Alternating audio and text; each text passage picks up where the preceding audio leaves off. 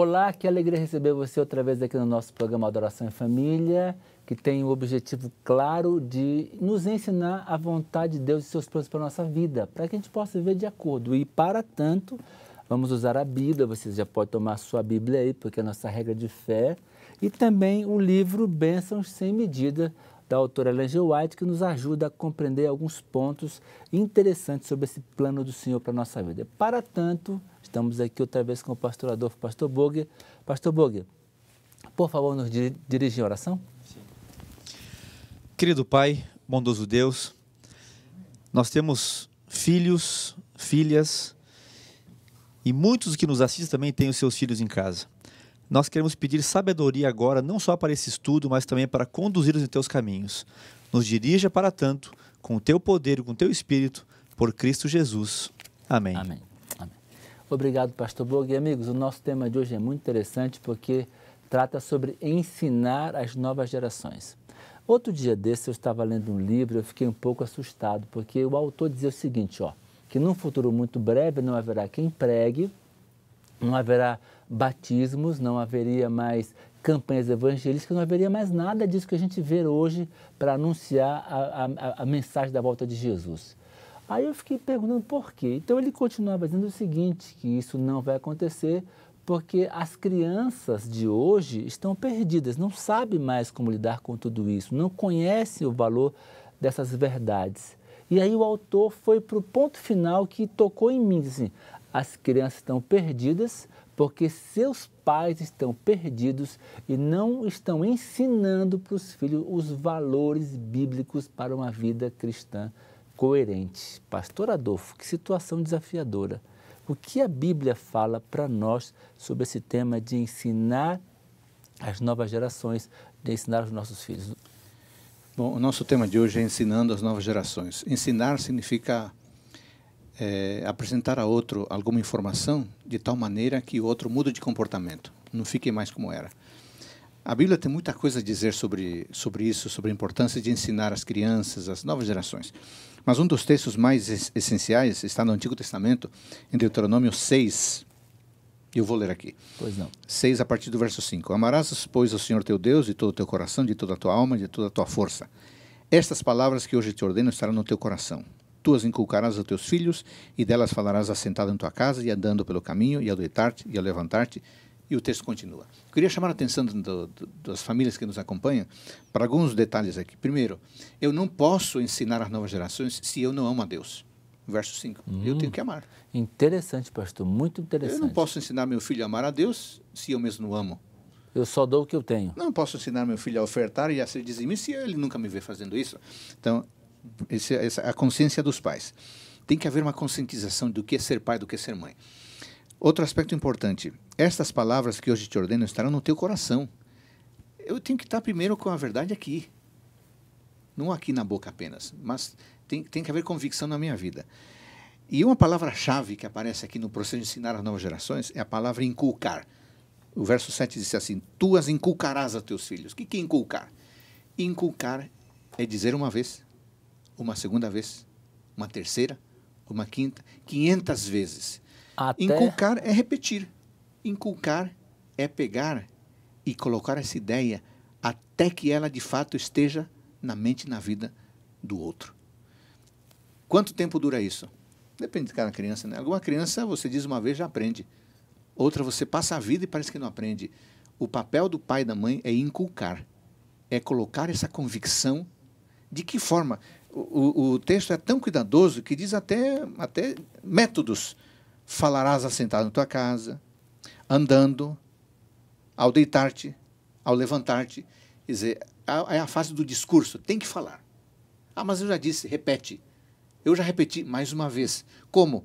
Ande, pare, levante, deite. E outra, use elementos visuais. Diz aqui, atarás como sinal na tua mão, frontal nos olhos. A nova geração só vai aprender quando os pais falarem e mostrarem. Pastor Boger, aonde entra a questão da coerência da vida dos pais? Porque muitas vezes isso nós como pastores podemos correr o risco de fazer a obra do Senhor, de fazer a obra o irmão que está nos assistindo agora faz a obra do Senhor, mas esquece dessa tarefa fundamental que o pastor Adolfo colocou. Que desafio é esse? Como lidar com fazer a obra do Senhor e ao mesmo tempo não esquecer de ensinar os filhos? Eu gosto de uma expressão que você usa frequentemente, que os nossos filhos têm detectores de hipocrisia, de coerência ou incoerência, né? Ou seja, se nós falamos, inculcamos, como disse bem aqui o pastor Adolfo, o texto que fala em Provérbios 22:6, ensina a criança no caminho que deve andar. Ou seja, durante o caminho, durante a vida, no dia a dia, ela tem que ver essa experiência teórica na prática dos pais e de cada um que está pertinho dela. Ou seja, as crianças precisam ver essas referências, modelos. E eu gosto quando eu tenho oportunidade, ao longo do dia, da vida, alguém vai lá e te dá um troco a mais e você pede para ele contar. Quanto? Não, papai, deu a mais. O que a gente faz? Não, tem que devolver. Isso, parabéns. Temos que ser honestos. Nós temos que ter essa coerência em tudo. Não ganhar vantagens em pequenas coisas que parecem sem importância, mas têm um grande valor no caráter e na formação moral dessas crianças. Agora, a primeira palavra aqui do verso 22 de Provérbios 6, ensina. O mundo hoje não usa essa palavra, diz assim, escolha a criança o caminho que vai andar. Escolha. Você tem opção. A Bíblia não ensina assim. E nós, como cristãos, queridos amigos, nós não cremos que ela tem que escolher o caminho. A Bíblia ensina que ela precisa aprender a andar no caminho do Senhor. Porque nós somos, cremos na modelagem, não é? Então, Deus é o modelo, nós olhamos e imitamos. Pastor Adolfo, você como um professor experiente, que muito tempo trabalhou com adolescentes, como é que tem algumas dicas de como os pais podem fazer isso em casa, de ensinar para os filhos esses valores, especialmente da mordomia cristã? Olha, todo tipo de valor ou virtudes são aprendidos basicamente na informalidade da vida. Não adianta agora, senta aqui que agora eu vou te ensinar a importância da paciência ou como se dá um dízimo. Não. Informalidade. Ganhou um dinheirinho, está lá no campo jogando bola, está no rio pescando. Uma conversa. Olha, aquele dinheiro, quanto que 10%? 10% é tanto. Pois é seu dízimo. Sabia que eu ganho tanto e eu dou tanto de dízimo? Então, a conversa aberta num momento informal, sem a pretensão de querer dar uma aula, mas apenas dialogar, eu acho que isso que mais tem efeito na vida de uma criança.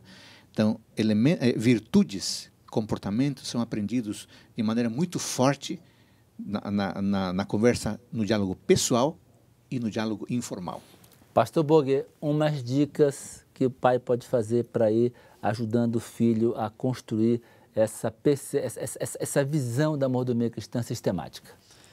Nós temos uma revista chamada Sábio Mordomo para crianças até 9 anos, aventureiros. Nós temos também um aplicativo Mordomia para desbravadores, aí até os 15 anos.